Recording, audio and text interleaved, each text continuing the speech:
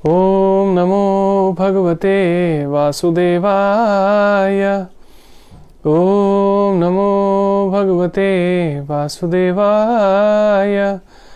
ओम नमो भगवते वासुदेवाय। हरे कृष्णा। आप सभी का स्वागत है भगवद गीता स्वाध्याय में। आज हम हैं भगवद गीता के 5वें अध्याय के 7वें श्लोक में। एक एक श्लोक बहुत महत्वपूर्ण है, लेकिन मैंने सरल विषय को चुना है, सरल श्लोकों को सुना है ताकि आप सहजता से समझ पाएं और भगवान से जुड़ पाएं, भगवान के संदेशों से जुड़ पाएं। आप सभी का हार्दिक स्वागत है। आप लोग मुझे दिखते रहते हैं। So chapter 5 verse 7। योग युक्तो विशुद्धात्मा विजितात्मा जितेन्द्रियः सर्वभूतात्मा भूतात्मा कुर्वन्नपि न लिप्यते। यदि आपके पास भगवद गीता है तो आप भी इसे दोहरा सकते हैं साथ में।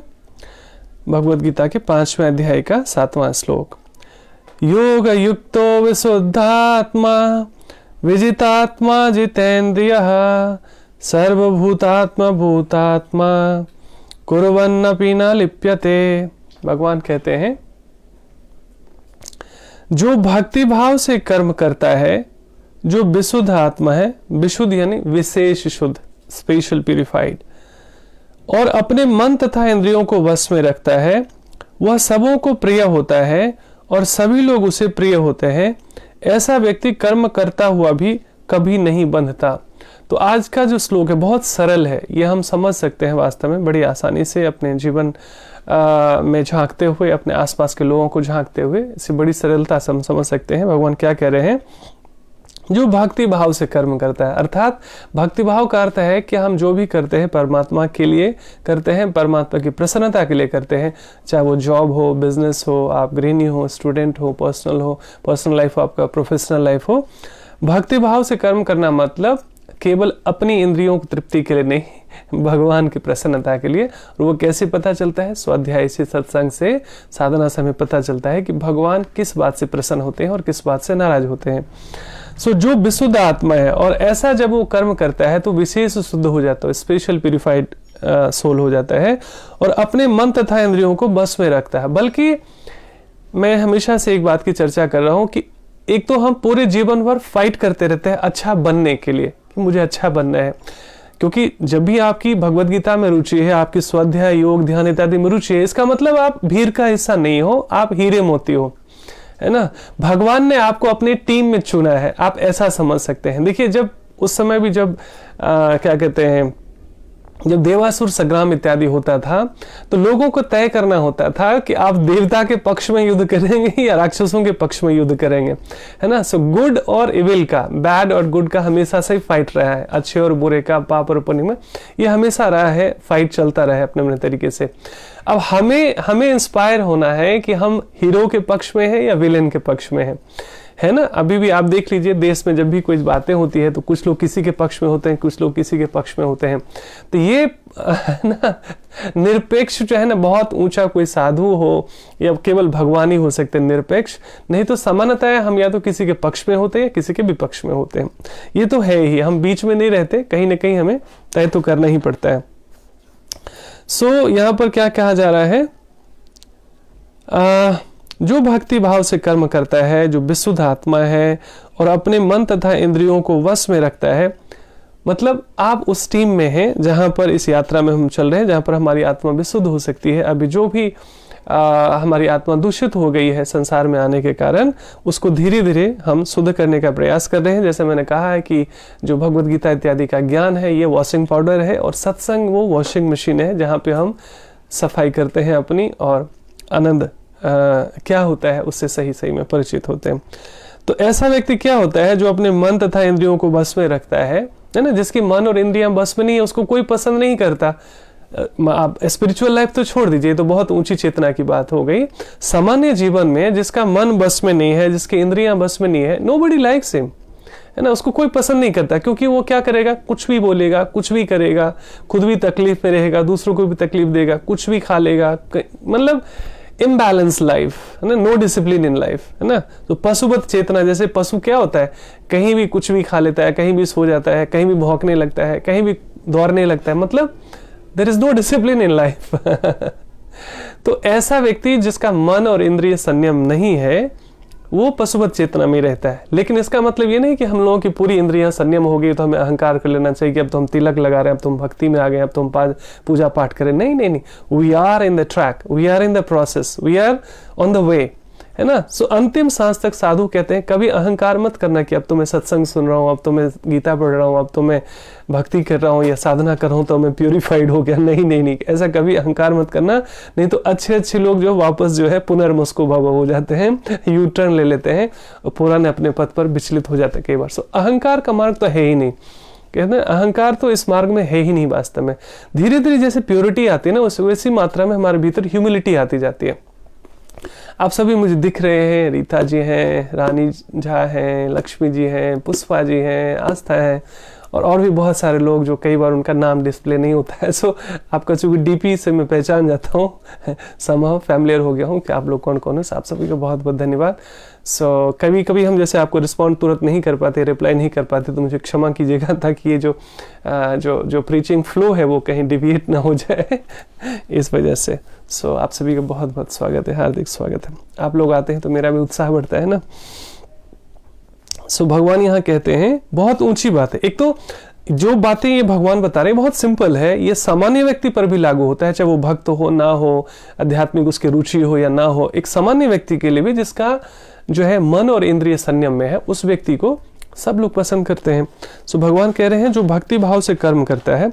अच्छा, इसमें मैं जो एक टॉपिक ले रहा था, देखिए एक तो होता है कि हम अच्छा बनने का प्रयास करते हैं और एक है अच्छे हो जाते हैं। दोनों में बहुत जमीन आसमान का फर्क है। लेकिन शुरू में हमें प्रयास तो करना ही पड़ता है। वास्तव में कृपा का भी अर्थ होता है कर और पा। सो पहले जब भी हम प्रयास करें जीवन में, कई बार क्या होता है कि हम आधे अधूरे मन से प्रयास करते हैं और सारा ठीकरा फोड़ देते हैं भगवान पर और भाग्य पर। ये भी गलत बात है। ये इसका मतलब ये है कि हम भगवान को भी चीट कर रहे हैं, स्वयं को भी धोखा दे रहे हैं। ऐसा नहीं। एक सेकेंड,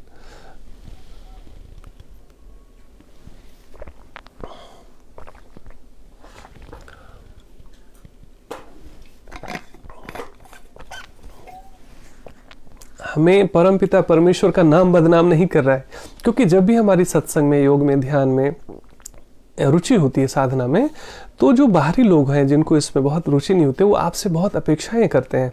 तो शुरू में आपकी टांग खींचेंगे, आपको क्रिटिसिज्म करेंगे, आपको हर तरीके से नीचे गिराने का प्रयास करेंगे।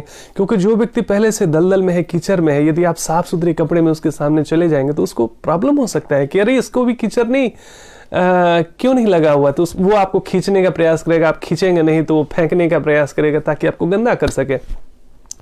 तो सामान्यतः जो संसार में ज्यादातर जो भीड़ है वो ज्यादातर कीचड़ में लिपटे हुए लोग हैं, है ना। मांसाहार करना, नशा करना, व्यभिचार करना, चीट करना, धोखा करना, और इसी को लोग स्मार्टनेस समझते हैं। इसी को लगता है कि हम आधुनिक हैं। सो कई बार हमारे मित्र हैं, जी क्या करूं, जब किसी भी शादी पार्टी में जाओ और आपको उनको पता चले किसी व्यक्ति को कि आप नहीं पीते, तब तो भाई पूरी भीड़ आपके पीछे पड़ जाती है और बड़ा मुश्किल होता है बचना। तो अब हमने क्या किया है, अब मैं कोल्ड ड्रिंक लेता हूँ और ग्लास में और फिर ऐसे लेकर घूमता हूँ ताकि किसी को ये ना लगे कि मैं ड्रिंक नहीं करता हूँ। सो बहुत हास्यास्पद भी लगता है, कई बार दुर्भाग्यपूर्ण भी है, लेकिन क्या कर सकते हैं।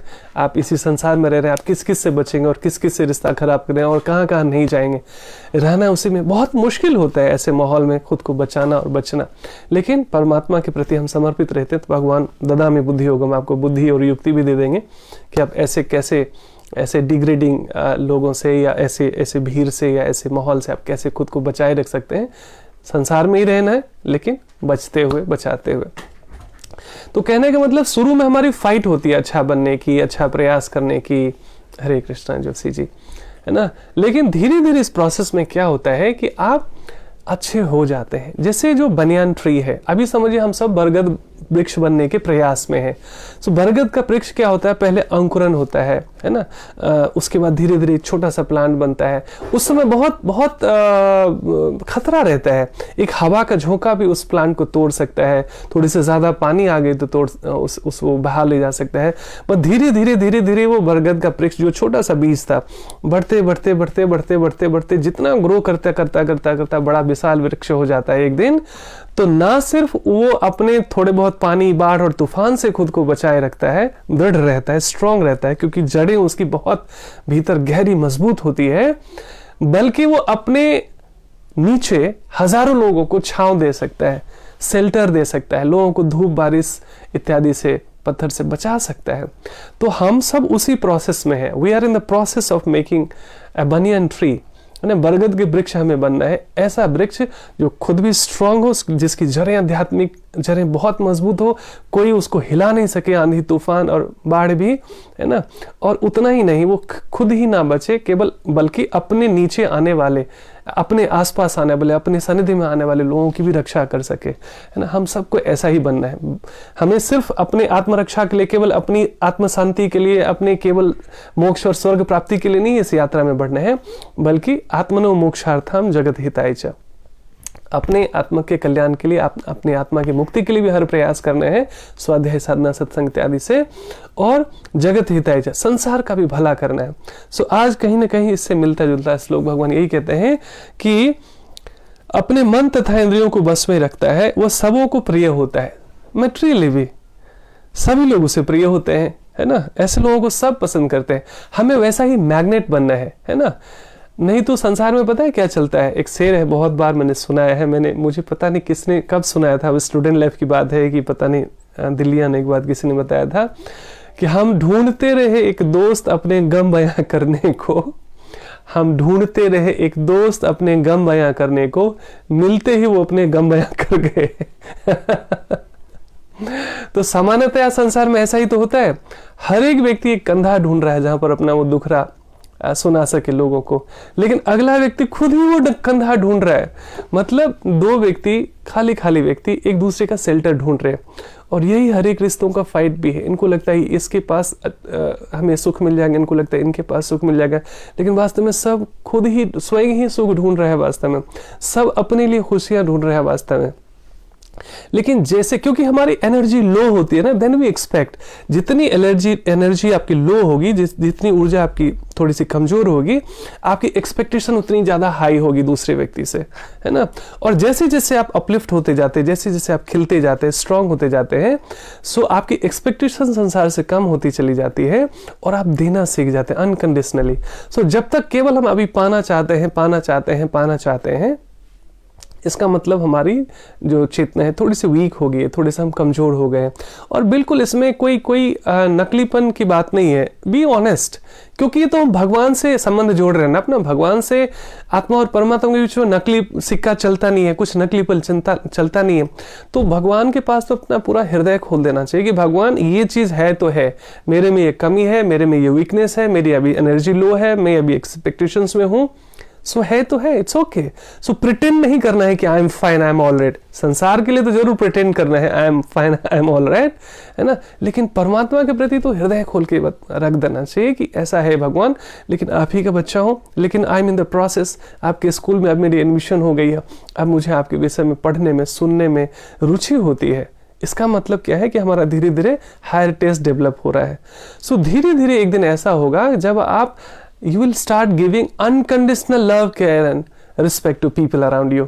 हर एक व्यक्ति क्योंकि प्रेम का भूखा है, इतना तो पता चल गया। हम सब भी उसी यात्रा में, उसी ऐसे ही जीव है। लेकिन धीरे धीरे जैसे हम पुष्ट हो रहे हैं, जैसे हमारी एनर्जी थोड़ी स्ट्रांग हो रही है, हाई हो रही है, हम प्रतिदिन क्योंकि अपने आप को रिचार्ज कर रहे हैं। ये जो सत्संग है ना, ये प्लग इन विद डिवाइन है। जैसे मोबाइल आपका जो है बैटरी डाउन हो जाए तो अपने आप नहीं चार्ज होने वाला, आपको प्लग इन करना पड़ेगा। भले इलेक्ट्रिसिटी है, सब कुछ है, लेकिन जब तक आप प्लग इन नहीं करेंगे तो how can you charge your mobile.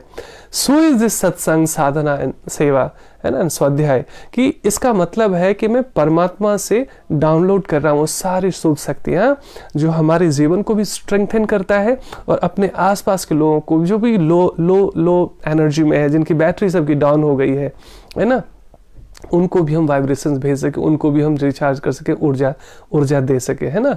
सो आत्मरक्षा परमो धर्म, पहले अपना कल्याण करना, और स्वाभाविक रूप से उसके बाद आपके आसपास के लोग लोगों का कल्याण होगा ही होगा। नहीं तो हमारी ऊर्जा भी लो होती है, आसपास के लोगों की भी ऊर्जा भी लो होती है, तो फाइट चलती रहती है। Expectation, love, care and respect की है ना, एक दूसरे से शिकायत जीवन भर, चाहे 20-25 साल से है। और क्या होता है अगली बात कि जब भी आप बनियान ट्री बनने के प्रोसेस में हैं, जब आप विशाल बरगद वृक्ष बनने के प्रोसेस में हैं, हमारी जिम्मेदारी भी डबल हो जाती है। लोगों की हमसे एक्सपेक्टेशंस बहुत बढ़ जाती है। अरे आप तो बड़े सत्संगी हैं, आपको गुस्सा क्यों आता है, आपको क्यों टेंशन होता है, आपने ऐसी बात क्यों सोची, आपने ऐसी बात क्यों बोली। अरे भैया अभी तो एडमिशन हुआ है सो पहली कक्षा दूसरी कक्षा में गए नहीं कि लोगों की बस एक्सपेक्टेशन शुरू हो जाती है कि कभी इंजीनियर बनेगा, डॉक्टर बनेगा, पता नहीं क्या बनेगा, करते हैं लोग अज्ञानता में। सो उससे हमारे ऊपर प्रेशर हो जाता है। प्रेशर नहीं लेना है, खुश होना है कि मैं स्कूल में हूं तो लोग अपेक्षा करते हैं ना, और जितनी आवश्यकता होगी हमारे आसपास के लोगों की, भगवान हमें उतनी ऊर्जा देकर इतना स्ट्रेंथन करेंगे ताकि हम उनको दे सके unconditional love, care and respect, है ना। सो अपेक्षा करते हैं, वो करना धर्म है, हम सब भी तो करते आए ना। अपेक्षा भी किससे व्यक्ति करता है, जो कैपेबल होते हैं, जो स्ट्रांग होते हैं। सो अच्छी बात है ना कि लोग मुझे स्ट्रांग समझ रहे हैं, तो I am in the process, I am in the making of that banyan tree. So हमें खुद भी बहुत अपनी जड़ें मजबूत करनी है। और नहीं तो जो आर्टिफिशियल अच्छाई की जड़ें होती है ना, यदि बहुत गहरी नहीं हुई ना, तो अच्छाईपन का ड्रामा ज्यादा दिन तक चलता नहीं। इसलिए अच्छे अच्छे लोग क्या होता है, तुरंत उनका कहते हैं ना, एक ही बारिश में रंग उतर जाता है, पता चल जाता है। थोड़ा बहुत प्रॉब्लम आया लाइफ में, सब ज्ञान धरा का धरा रह जाता है। इसका मतलब क्या है कि अभी हमारी चेतना ऊपरी स्तर पर है, हमारी आध्यात्मिक जड़ें गहरी नहीं हुई है। So let's accept the fact, एक दिन में वो जड़ें गहरी तो हो नहीं जाती, एक साल में ही बनियान का ट्री इतना बड़ा विशाल तो हो नहीं जाता। So this will take time. लेकिन अच्छी बात क्या है कि I am in the making, I am in the process, है ना। और अच्छी बात यह है कि डेली शुरू में ना जल डालना पड़ता है, थोड़ा सा बैरियर बनाना पड़ता है ना, कि कोई कुछ खा न ले इसको, कोई हवा का झोंका तोड़ न दे, पानी सूखा न हो जाए। बट धीरे धीरे जैसे जैसे आप बनियान ट्री बन जाते हैं, फिर आपको डेली कोई जल देता है, तभी आप स्वस्थ नहीं रहते। अपने आपकी जड़ें इतनी गहरी हो जाती है कि बाय डिफॉल्ट आप सारी न्यूट्रिशन और जड़ें ले रहे होते हैं प्रकृति से। So we are in the process, we are in the making. So हमें खुश होना चाहिए, अपनी पीठ थपथपाना चाहिए। Thank God you have chosen me in your team. भगवान आपने मुझे अपने टीम में चुन लिया है, तभी मुझे इसमें रुचि है। नहीं तो बहुत मुश्किल है वास्तव में अध्यात्म में रुचि होना, धर्म में रुचि होना।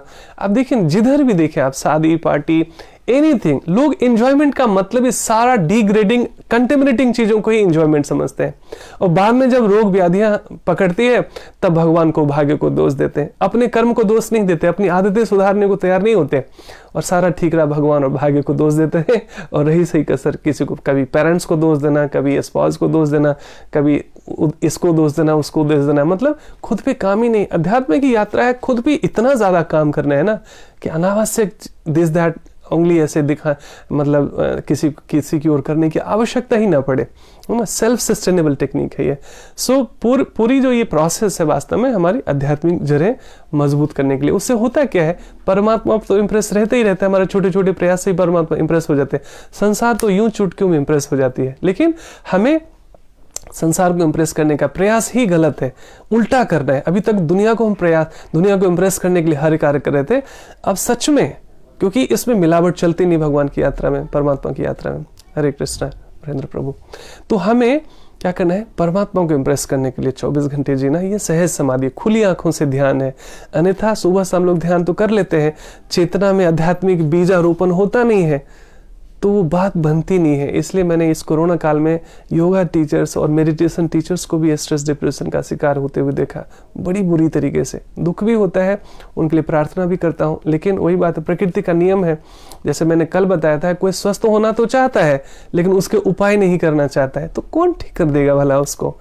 सो हर एक व्यक्ति अपने मानसिक शांति के लिए पता नहीं क्या क्या बाहियात उल्टी सीधी चीजें कर देता है, लाखों रुपए खर्च करने के लिए तैयार रहता है, लेकिन सहज उपलब्ध जो ये अमृत ज्ञान है उससे परिचित नहीं हो पाता। उसका कारण क्या है ना, आपने लंबे समय तक जो चीज खाया पिया है ना, उसी में टेस्ट डेवलप हो जाता है। आपने अगर हेल्दी चीजें नहीं खाई है, तो हेल्दी चीजें बोरिंग लगेगी आपको।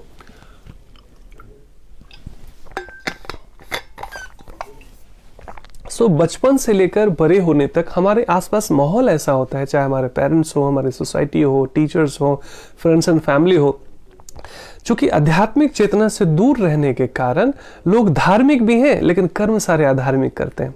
नहीं तो धर्म को मानने वाला व्यक्ति भगवान की इच्छा के विरुद्ध कैसे कोई कार्य करेगा, कैसे किसी को धोखा देगा, क्यों अनावश्यक झूठ बोलेगा, है ना, क्यों किसी को नीचा दिखाएगा, है ना। ये तो प्रेम का मार्ग है। ये तो जो पिछड़े हुए हैं, बिगड़े हुए हैं, गिर गए, उनको हाथ पकड़कर, उंगली पकड़कर उठाने का मार्ग है।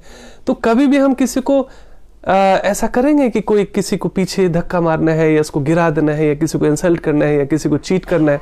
Can we imagine even? हम कल्पना भी कर सकते हैं क्या?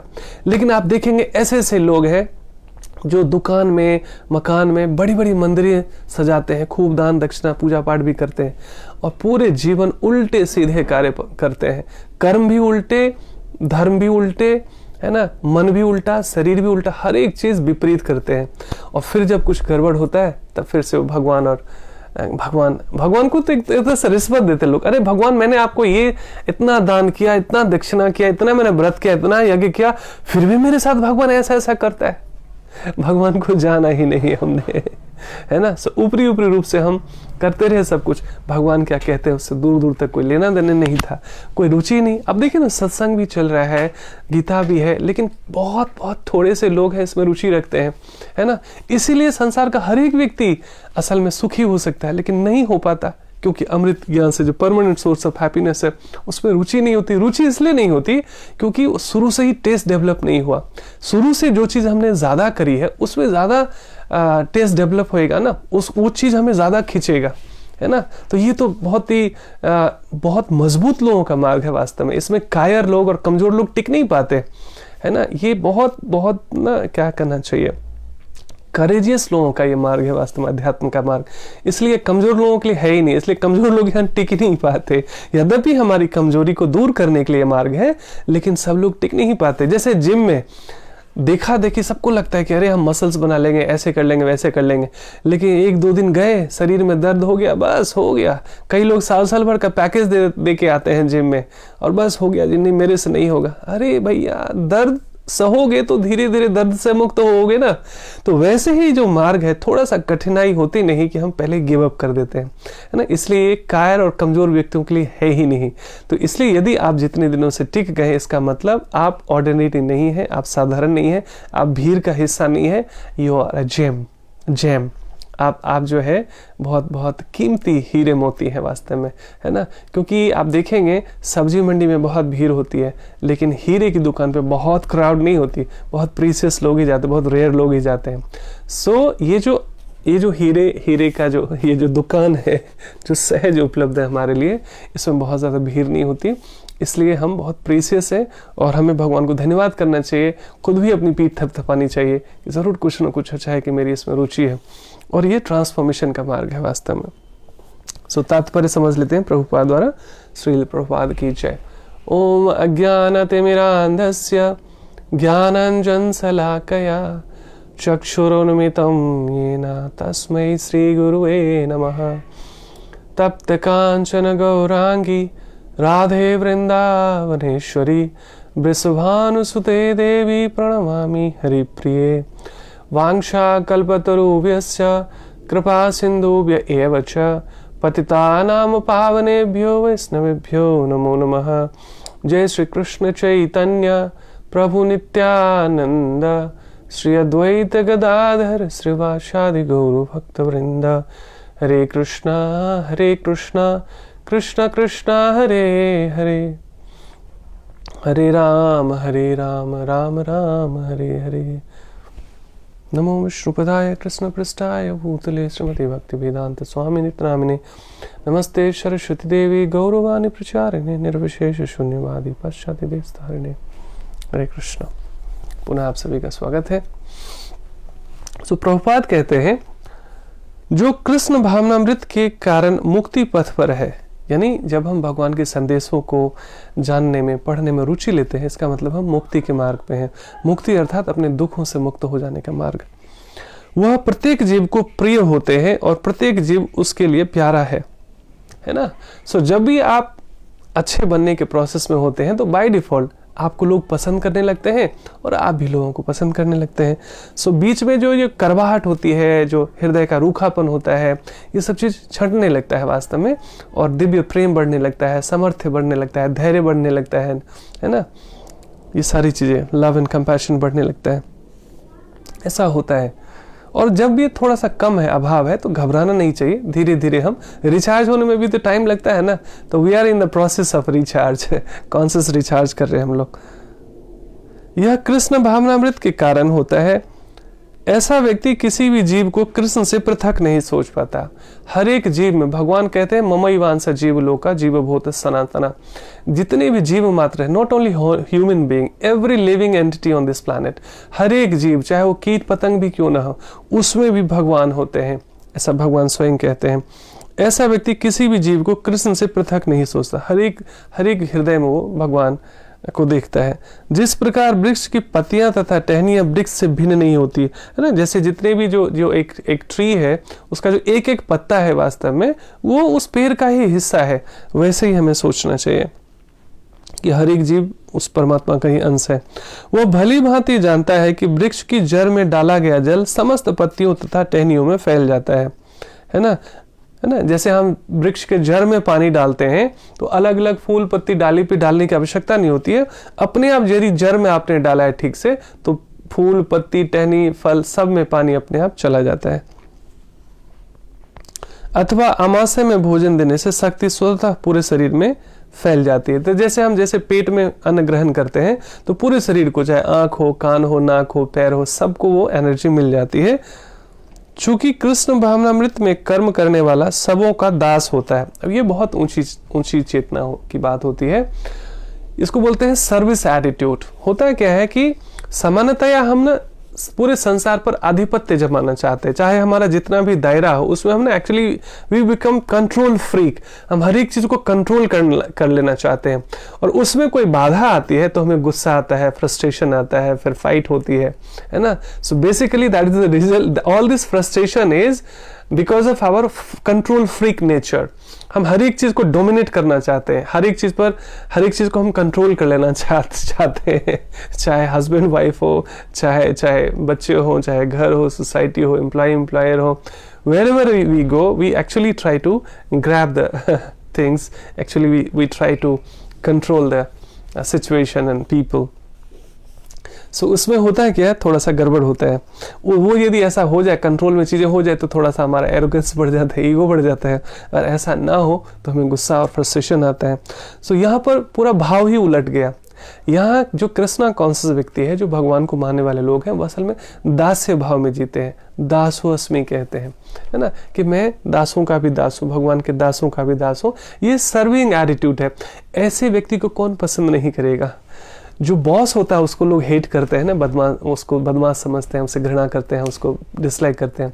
लेकिन जो आपको हमेशा सर्व करता हो, सेवा करता हो, आपको हेल्प करता हो, उसको कौन पसंद नहीं करता, है ना। सो हमारा जो पूरा लाइफ है, अभी तक जो बीत गया उसको तो छोड़ दीजिए, उसमें जो भी हमारी इग्नोरेंस थी, लेकिन अब जो हमारा लाइफ होना चाहिए वो होना चाहिए दासो अस्मि, मैं भगवान, पूरा संसार जो है भगवान का ही बनाया हुआ है और सारे जीव भगवान के ही संतान है, और मेरे अपने तन से, मन से, धन से, मनसा वाचा कर्मणा जो भी हो सकता है, मैं सर्विस एटीट्यूड में जीऊंगा। I will serve the family, I will serve the society.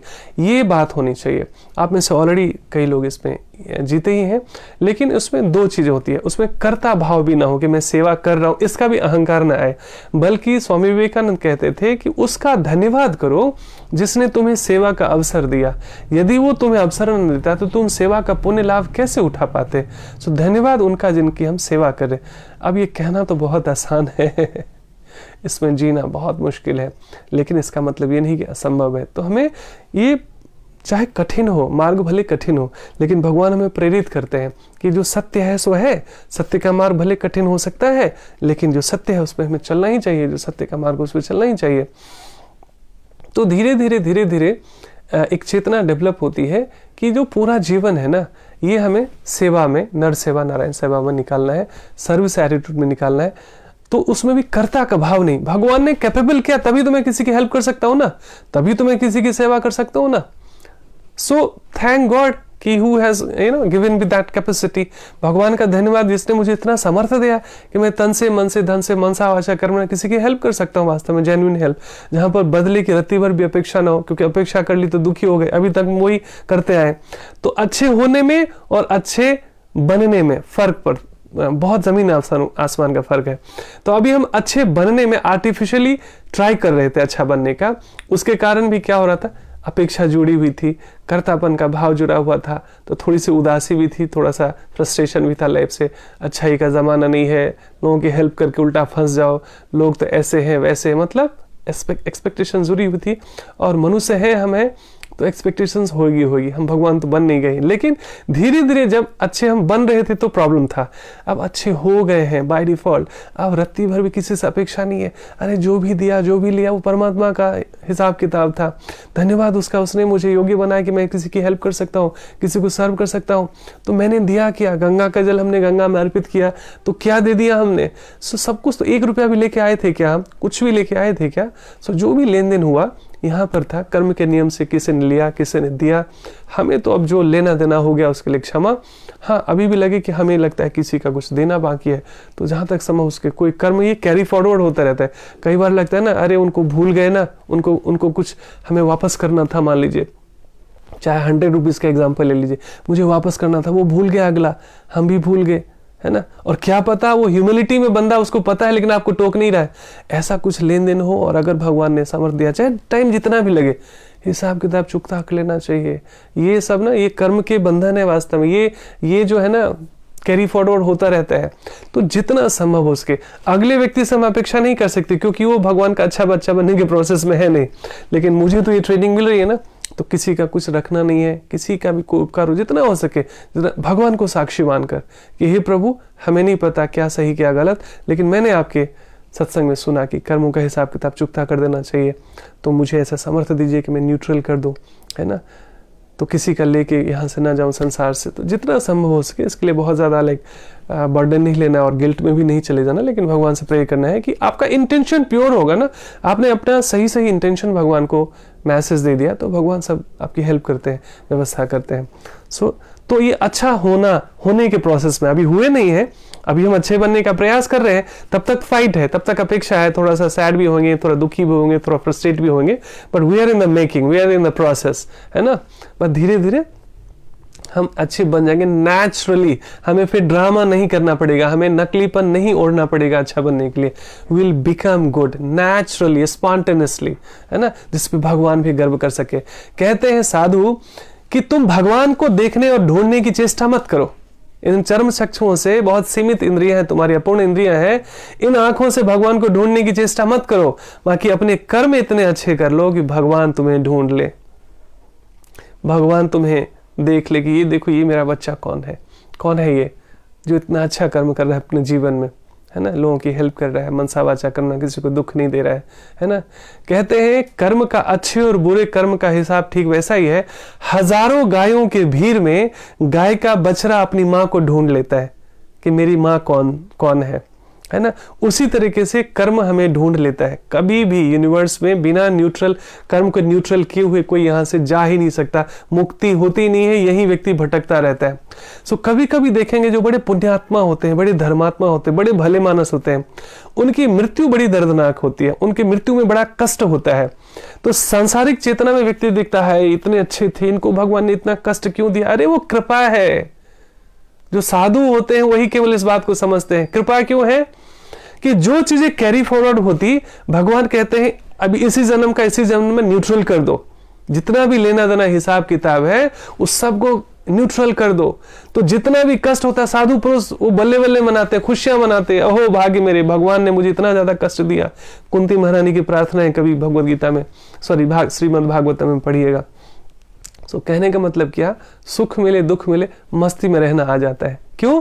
क्योंकि जो हो रहा है हमारे बैड कर्म न्यूट्रल करने के लिए हो रहा है, अच्छा हो रहा है तो हमारा अपना ही बैंक बैलेंस खर्च हो रहा है। सो अच्छे में बुरे में भी मस्त रहना। और अब ये कई लोग कहते हैं अरे जो लिखा है भाग्य में वो होके रहेगा, हाथ पे हाथ जोड़ के बैठे रहो, फिर हमने अधूरा ही सीखा। ये लर्निंग नहीं है। ये तो पक्का है कि एवरीथिंग इज प्रीडिस्टाइन्ड, सब कुछ पूर्व निर्धारित है, लेकिन हमारे कर्म से भी उसमें ऊपर नीचे होता रहता है। अपने कर्मों से हम अपनी भाग्य रेखा बदल सकते हैं। इस उदाहरण से समझते हैं, जैसे कोई कैदी, उम्र कैद की सजा मिल जाती है किसी को,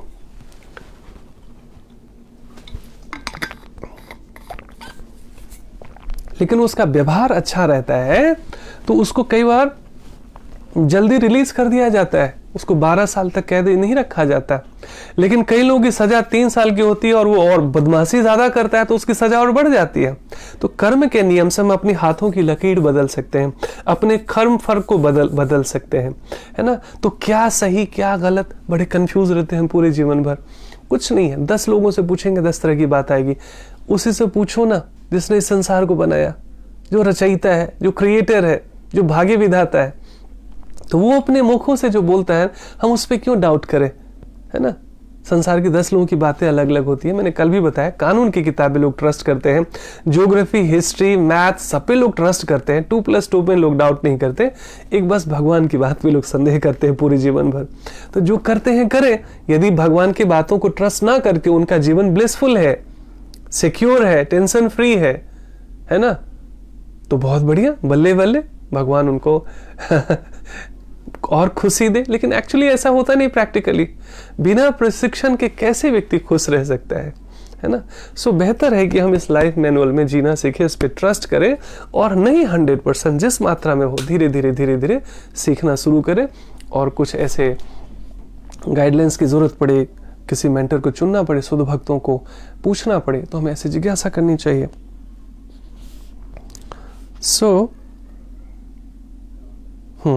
जिस प्रकार वृक्ष की पत्तियां तथा टहनियां वृक्ष से भिन्न नहीं होती, वह भली भांति जानता है कि, अच्छा ये सब हम पढ़ चुके हम लोग। हाँ, तो हम यहाँ पर थे, चूंकि कृष्ण भावनामृत के कर्म करने वाला सबों का दास होता क्या है। अब जैसे गृहिणी की ही बात लें तो लगता है अरे सास को भी देखना है, ससुर को भी देखना है, बच्चों को भी देखना है, हस्बैंड को भी देखना है, सबका कुछ मैं ही करूं क्या, मैं ही क्यों। और एक पुरुष होता है, उसको लगता है अरे बाहर भी करो, घर भी करो, इसकी चिक चिक, बीवी की चिक चिक, है ना, माँ की चिक चिक, सब फ्रस्ट्रेट हो जाता है व्यक्ति। तो जैसे हम गॉड कॉन्शियस होते हैं तो हमारे अंदर ना हमारी ऊर्जा जब हाई होती है, जब एनर्जी हाई होती है तो हमारे भीतर प्रेम और करुणा बढ़ जाती है। फिर हम सबको गले लगाना सीख जाते हैं। हमारी अभी तो अपेक्षा है कोई प्यार करे, कोई देखभाल करे, कोई रिस्पेक्ट करे, है ना। इसी में हम पूरे जीवन बिता देते हैं, इसी कुड़ते कुड़ते कुड़ते। कोई प्यार नहीं करता, कोई रिस्पेक्ट नहीं करता, कोई ढंग से बात नहीं करता, मेरे बारे में कोई सोचता नहीं। Throughout life even small kid and 80-year-old people, expectations. एक उदाहरण मुझे याद आ गया कि वाइफ हस्बैंड का जो रिलेशनशिप होता है बहुत डिवाइन हो सकता है, हार्मोनियस हो सकता है। इस बात को समझने के बाद बहुत प्रैक्टिकल अप्रोच है। जो वाइफ होती है, यदि वो हाउस वाइफ है, जैसे कई बार क्या होता है वर्किंग है या बहुत एक्टिव है, तो आप ना अपनी फीलिंग एक्सप्रेस कर पाते हैं बोलकर, हंसकर, है ना, किसी से बातें करके। लेकिन कई बार जो हाउस वाइफ्स होती हैं, देखा गया है थायराइड के केसेस बढ़ते जा रहे हैं, क्योंकि हम लोग वेलनेस फील्ड में हैं। और उसका बहुत मेजर रीजन है सफोकेटेड माइंड, घुटन है, स्ट्रेस, डिप्रेशन का शिकार। क्योंकि आप अपनी फीलिंग्स शेयर कर पा रहे, एक्सप्रेस कर पा रहे। पहले क्या होता था, 4-5 लोग बैठते थे सोसाइटी में, थोड़ा सा हंसते थे, बोलते थे, थोड़ा एक्सप्रेस हो जाता था अपनी फीलिंग। अब क्या रहे, लोग अकेले अकेले मोबाइल में घुसते रहते हैं। यद्यपि कई लोगों के लिए हेल्प करता है, थोड़ा सा अकेलापन उनका दूर करता है, लेकिन जो फिजिकल, जो आमने सामने वो बात होती है, उतनी तो बात वो मोबाइल पे हो नहीं सकती है। सो पहले लोग ना अपने इमोशंस को ऐसे बैलेंस कर लेते थे, मैनेज कर लेते थे। लेकिन अभी अकेलेपन का शिकार होते जा रहे लोग। पहले केवल विदेश में ये सब चीजें जाता थी, क्योंकि जितनी ज्यादा संसाधन, सुख सुविधा बढ़ती जाएगी संसार में, उतने लोग अकेले होते चले जाएंगे, उतनी दूरियां होती जाएगी रिश्तों में। आप देखते रहो, देख भी रहो, और अब और चीजें होएगी वर्ड्स। केवल सुरक्षित है वो व्यक्ति जो एक आध्यात्मिक समाज से जुड़ा हुआ है, ऐसे ग्रुप से जुड़ा हुआ है, ऐसे कम्युनिटी से जुड़ा हुआ है, जहाँ पर भगवान के विषय में चर्चा होती है, उनकी कथा होती है। ऐसे लोग हमेशा हाई एनर्जी में रहते हैं, सबको गले लगाना, सबको हाथ पकड़ना सीख जाते हैं। तो सामान्यतः क्या होता है, लो एनर्जी में क्या होता है, एक वाइफ सोचती है कि शाम को मेरा पति आएगा, जब भी घर आएगा तो पूरे दिन की जो भी बात है ना, मैं उसके कान में डाल दूंगी। ये ठीक वैसे ही फीलिंग है जैसे एक छोटा सा बच्चा है, प्लेवे में है या थोड़ा सा पहली दूसरी कक्षा में है, फर्स्ट सेकंड में है, वो घर आता है सबसे पहले जब तक माँ कपड़ा भी खोलती नहीं है, बैग उतारती नहीं, वो शुरू हो जाता है, मैम ने ये बोला, मेरे फ्रेंड ने ये बोला, आज मैंने ये खाया, मैंने आज ये देखा, आज मेरे में ये गेम हुआ, ब्ला ब्ला ब्ला ब्ला ब्ला। पूरे स्कूल में उसने पूरे दिन की स्टोरी 5 मिनट में एकदम से बता दी और फिर उसकी बात खत्म नहीं होता और माँ चुपचाप प्यार से सुनती रहती है, हाँ फिर क्या हुआ, फिर क्या हुआ, है ना। माँ को भी पता है कि इसमें बहुत सारी बातें बहुत काम की नहीं है, बच्चों की बातें क्या होगी, उसकी अपनी दुनिया अलग है ना, हमारी इतना वो पॉलिटिक्स और बड़े बड़े अध्यात्म की बातें तो करेगा नहीं, उसका तो छोटी छोटी छोटी उसकी दुनिया है। वो सारी बातें माँ को बता देना चाहता है और बताकर वो शांति महसूस, सुकून महसूस करता है। हाँ मैंने मामा को सब कुछ बता दिया। It may be he may be मामा और like she may be mama or some that place may be some पापा, लेकिन माँ चूंकि माँ से ज़्यादा बच्चे करीब रहते हैं तो माँ को ज़्यादातर, नहीं तो कई बार पापा, यदि माँ ठीक से नहीं सुनती तो फिर पापा को सुनाता है। शांत हो गया बच्चा। यदि आपने बात नहीं सुनी तो वही बच्चा एक्चुअली आपसे कटता चला जाता है, फ्रस्ट्रेट होता है ना। वो फिर और कोई दोस्त ऐसा ढूंढेगा जहाँ वो अपनी बातें शेयर कर सके। तो एक वाइफ भी, चाहे उनके बच्चे कॉलेज स्कूल में क्यों ना चले गए, लेकिन हम सब के भीतर एक छोटा बच्चा होता है वास्तव में, जो एक्चुअली लव एंड पैम्पर ढूंढ रहा होता है, एक्सपेक्ट कर रहा होता है ना। और ये हम सब बखूबी जान रहे होंगे। जब तक आपकी एनर्जी हाई नहीं होती है अध्यात्म में, तब तक ये बचपना रहता ही है और इट्स नेचुरल। हम पत्थर के तो नहीं बने ना, we are all human being. So husband के आते ही वो शुरू हो जाना चाहती है, ये उसने, सास ने ये कहा, ससुर ने ये कहा, बच्चे ने ये कहा, उसने ये कहा, पूरा बोल कर ना वो रिलीज हो जाना चाहती है एक बच्चे की तरह। तो हस्बैंड को सोचना चाहिए सी इज लाइक ए बेबी, चाहे उम्र कितनी भी हो गई हो, मुझे बहुत प्यार से धैर्य से सुनना चाहिए। लेकिन होता क्या है प्रैक्टिकली, हस्बैंड की भी एनर्जी हाई नहीं है, वो जॉब में, बिजनेस में थका पका परेशान आया हुआ है बेचारा, उसके अपने जीवन में अपनी फ्रस्ट्रेशन है। उसकी एक्सपेक्टेशन क्या होती है कि जैसे छोटा सा बच्चा स्कूल आता है तो सबसे पहले आप ना उसका भारी बस्ता उतार देते हो। अपने आप वो उतार सकता है लेकिन you try to help him, है ना, बेबी है या बाबा है, so you try to help him. So आपने क्या किया, बैग उतार दिया, आप उसको जूते खोलने में मदद कर रहे हैं, यद्यपि वो सब कुछ खुद भी कर सकता है, we try to help him. एक लव एंड एक एक्सप्रेशन है, ये रेसिप्रोकेशन है। सो आप कपड़े खोलने में, टाई खोलने में, उसको फ्रेश होने में, उसको खाना देने में, उसको जितना भी कंफर्ट आप दे सकते हैं, अपने आप ये चीज निकलता है, क्योंकि वहां बहुत प्रेम है। यहाँ आप, वो प्रेम है, यहाँ आर्टिफिशियल कुछ भी नहीं है। इसलिए माँ और बच्चे का जो प्रेम है ना, भगवान से तुलना की गई है। भगवान का प्रेम तो अनंत अथाह है, लेकिन जो संसारिक माँ की भी तुलना की गई है, अंश मात्र यदि भगवान का प्रेम कैसा होता है अनकंडीशनल, ये माँ बच्चों के संबंध से, प्रेम से समझा जा सकता है। इसलिए कहते हैं माँ का जगह कोई ले नहीं सकता संसार में।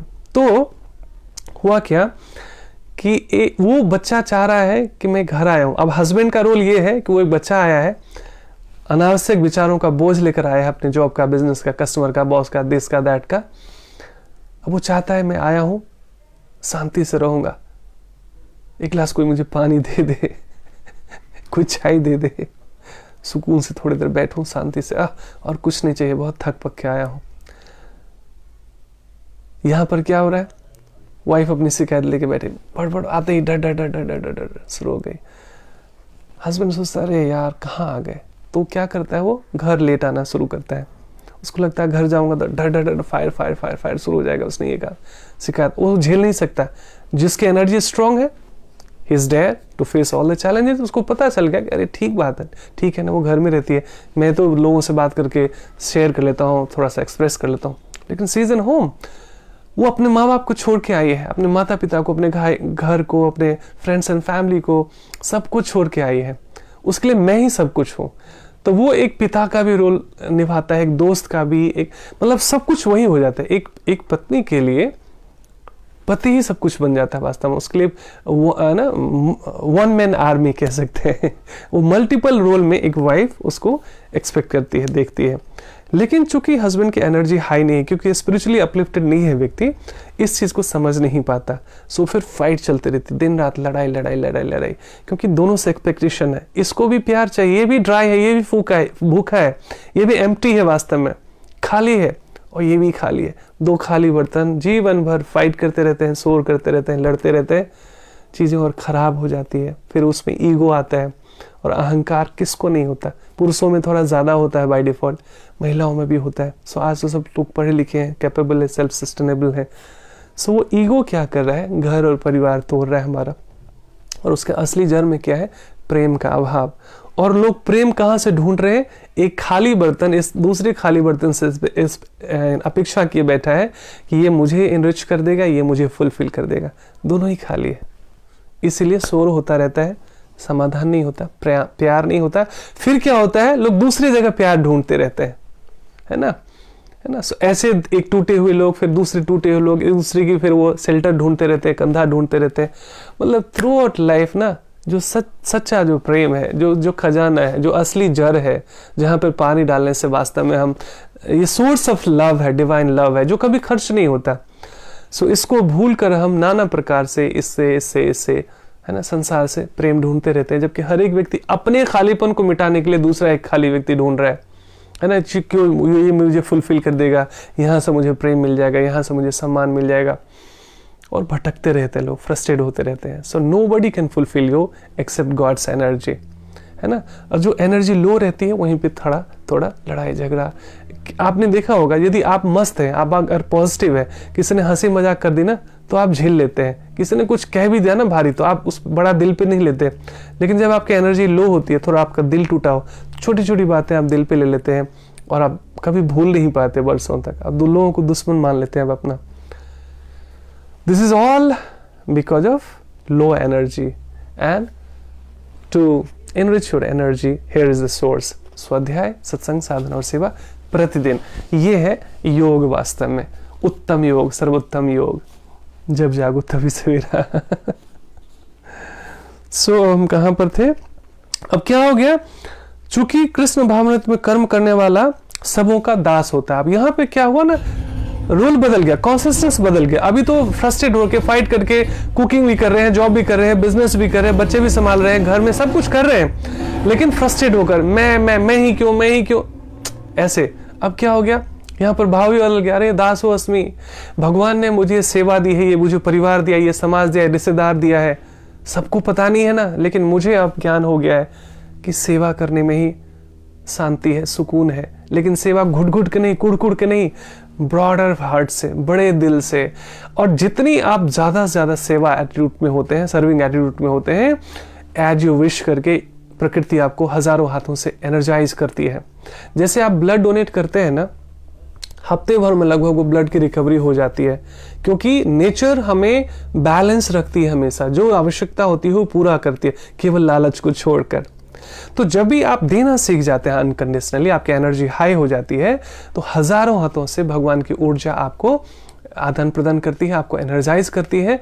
तो आप हमेशा इनरिच रहते हैं, हमेशा स्ट्रांग रहते हैं, मोटिवेटेड रहते हैं, छोटी छोटी बातों को दिल पे नहीं लेते, टूटते नहीं हैं, फ्रस्ट्रेट नहीं होते, बल्कि जो लोग थोड़े से गड्ढे में हैं, जो दुखी है, परेशान है, उनको हाथ पकड़ कर उठाना सीख जाते हैं।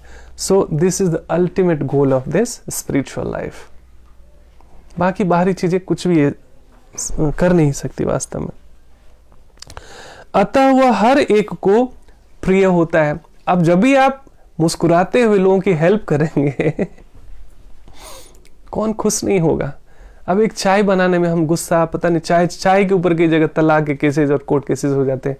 आप अपने मुस्कुराते हुए दिल से, अरे मैं इस व्यक्ति की सेवा कर रहा हूँ, ये तो भगवान का ही बच्चा है, मेरे रिश्ते में जो भी हो, XYZ हो, ये शरीर का साथी है, लेकिन परमात्मा ने मुझे ये सेवा में नियुक्त किया ना, तो मैं इसको नहीं बल्कि परमात्मा को इम्प्रेस करने के लिए इसकी सेवा करूँगा, क्योंकि इसके हृदय में भी भगवान है, और ये व्यक्ति तृप्त हो जाएगा तो परमात्मा खुश होएंगे, है ना। लेकिन धर्मोचित व्यवहार करते हुए, गॉड कॉन्शियस रहते हुए, क्योंकि गॉड कॉन्शियस व्यक्ति कभी गलत करता ही नहीं है। चूंकि प्रत्येक व्यक्ति उसके कर्म से प्रसन्न रहता है, अतः उसकी चेतना शुद्ध रहती है ना। आपके आसपास का आपने माहौल ही बदल दिया ना। पहले वही काम कर रहे थे, कुड़ के, फ्रस्ट्रेट होके, परेशान होके, अब आप ब्लिसफुल होके कर रहे हैं, क्योंकि आप किसको सर्व कर रहे हैं? परमात्मा को सर्व कर रहे हैं। चूंकि उसकी चेतना शुद्ध रहती है, अतः उसका मन पूर्णतया नियंत्रण में रहता है। सो मन के नियंत्रण के हजारों उपाय आप आर्टिफिशियली कर लो, लेकिन इस मन को आप गॉड कॉन्शियस जब तक नहीं बनाते, इस मन को जब तक भगवान के हाथों में नहीं पकड़ाते, तब तक मन एक्चुअली शांत रहता नहीं है। संसारिक टेम्पररी उपायों से। सो मन हमारा शांत रहता है, कंट्रोल में रहता है, चैन की नींद आती है, रिश्तों में मधुरता रहती है ना, आपको भी अच्छा लगता है। सो तब हम क्या करते हैं, तारीफ पाने की अपेक्षा में नहीं रहते, केवल तारीफ करना सीख जाते हैं। क्योंकि हर एक व्यक्ति पता चल गया ना, खाली है, रिचार्ज नहीं है। मैं तो सत्संग में जाकर चार्ज हो रहा हूँ, साधना करके रिचार्ज हो रहा हूँ, सामने वाला व्यक्ति तो बिल्कुल इग्नोरेंस में है ना। So now this is my responsibility, ये हमारी अब जिम्मेदारी हो जाती है, हमें भगवान का अच्छा बच्चा बनना है ना। और विश्वास कीजिए, आप केवल अकेले फाइट करते रहेंगे, आप तकलीफ में रहेंगे, आप गिव अप कर देंगे, हार मान जाएंगे। आप भगवान को ऐड कर लीजिए ना अपने लाइफ में। You just welcome God in your life. भगवान तो है ही सर्व करने के लिए वास्तव में। वो भगवान तो एक्चुअली ऐसे प्रिय भक्तों को ढूंढते रहते हैं कि मैं किसकी मदद कर सकूं, है ना। लेकिन हमें भगवान को अपना सेवक नहीं बनाना है, भगवान की सेवा करनी है, भगवान का सेवक बनना है वास्तव में। भगवान को काम पे नहीं लगाना, हमको काम पे लगना है। चूंकि उसकी चेतना शुद्ध रहती है, अतः उसका मन पूर्णतया नियंत्रण में रहता है। मन के नियंत्रित होने से उसकी इंद्रियां संयमित रहती है। जैसे मन क्या है ना, बॉस है इंद्रियों का, जो हमारे सेंसेस है ना, आंख, कान, त्वचा, जीवा, ये इसका जो कंट्रोलर है वो माइंड है। सो माइंड जब ट्रेन हो गया, माइंड जब गॉड कॉन्शियस हो गया, तो इंद्रियां अपने आप संयमित रहती है। तब जबरदस्ती नहीं करना पड़ता। जी इच्छा हो रही है मांसाहार करने की, नशा करने की, व्यभिचार करने की, गलत कार्य करने की, जी मैं कर नहीं पा रहा हूं, तो वहां फाइट चल रही है, जबरदस्ती कर रहे हैं हम। मतलब अच्छा बनने का प्रयास तो कर रहे हैं, लेकिन मन अभी शुद्ध हुआ नहीं है, मन तो डिमांड कर ही रहा है, क्योंकि आदत बहुत लंबे समय से थी ना। और केवल इसी जीवन का नहीं, पिछले जीवन का कई संस्कार हम कैरी फॉरवर्ड करते रहते हैं। तो जो डिग्रेडिंग आदतें हैं, जो बहुत ही नीचे गिराने वाली, जो अधम में ले जाने वाली जितनी आदत है, इतनी आसानी से छूटती नहीं है। लेकिन उससे हमें अपना उसका क्या करना है, उसको न्यूट्रल छोड़ देना, उसको फ्यूलिंग नहीं देना, उसको अटेंशन नहीं देना। अब तो हम अपने अच्छे मन को मजबूत बना रहे हैं, तो जो बुरा मन है अपने आप एक दिन हार जाता है और अच्छा मन जीतता है, हम अच्छे हो जाते हैं वास्तव में। और ऐसे व्यक्ति को सब पसंद करता है। मन के नियंत्रित होने से उसकी इंद्रियां संयमित रहती है, चूंकि उसका मन सदैव कृष्ण में स्थिर रहता है। वो क्योंकि गॉड कॉन्शियस रहता है, वो है ना। क्या 3 बज गया क्या, मैंने ध्यान में नहीं दिया टाइम का। ऑलरेडी 3। रानी जी ठीक है, धन्यवाद। ऑलरेडी मैंने एक्सीड कर दिया टाइम, बस जस्ट वाइंड अप कर देते हैं जल्दी जल्दी में। न ही उसे कृष्ण से संबंध कथा। अच्छा 1 मिनट। चूंकि उसका मन सदैव कृष्ण में स्थिर रहता है, अतः उसके विचलित होने का प्रश्न ही नहीं उठता। वो बिल्डर नहीं होता, विचलित नहीं होता। नहीं तो देखिए ना, लोग एक तरफ तो भगवान को भी मानते हैं और वो टेंशन में रहते हैं, गुस्से में रहते हैं, फ्रस्ट्रेटेड रहते हैं, रिश्तों में खटास रहती है। क्यों? क्योंकि हम अपनी मनमानी से जी रहे हैं। गॉड कॉन्शियस होकर माइंड को ट्रेन नहीं किया है, स्ट्रांग नहीं किया है। इसीलिए एक तरफ भगवान को मानते हैं, पूजा पाठ, घंटी, सब कुछ चल रहा है, फॉर्मेलिटी, बट कर्म कर रहे हैं अपनी मर्जी से, ईश्वरीय संदेशों में नहीं। सो वहां पर गड़बड़ हो जाती है सब कुछ। और ये एक दिन की बात ही नहीं है, डेली डेली हमें ट्रेन करना पड़ेगा। वह कृष्ण कथा के अतिरिक्त, अच्छा 1 मिनट, मन सदैव कृष्ण में स्थिर रहता है, अतः उसके विचलित होने का प्रश्न नहीं उठता। न ही उसे कृष्ण से संबंध कथाओं के अतिरिक्त अन्य कार्यों में अपनी इंद्रियों को लगाने का अवसर मिलता है।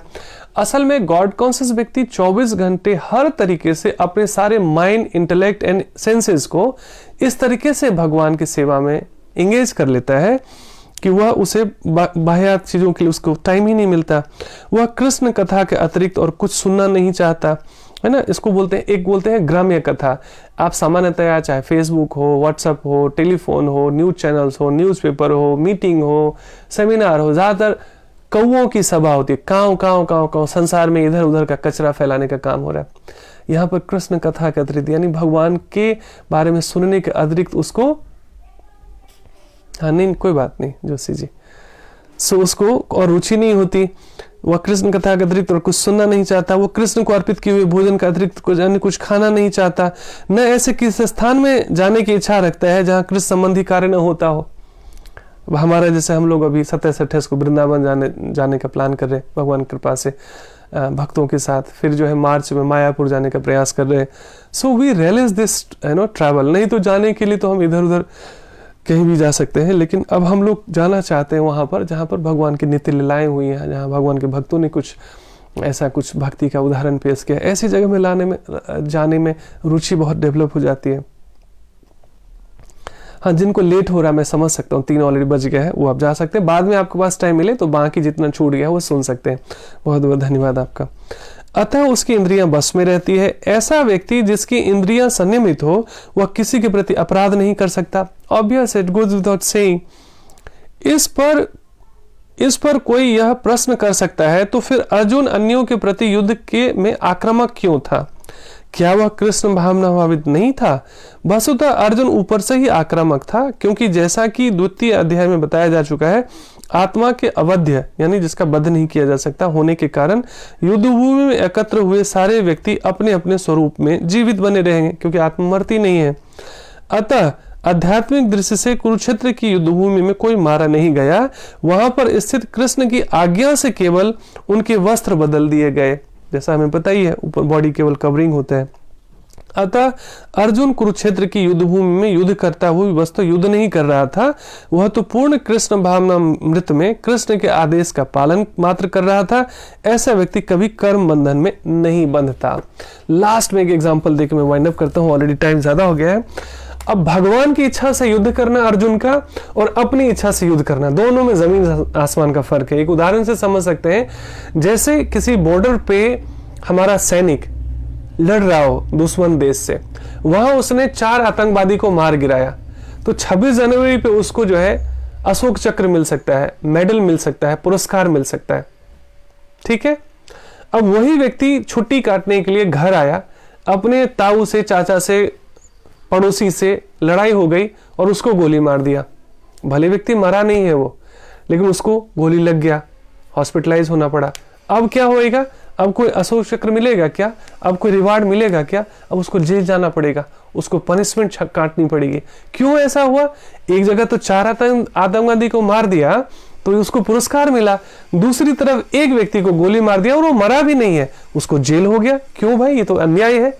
नहीं, ये तो अन्याय नहीं है।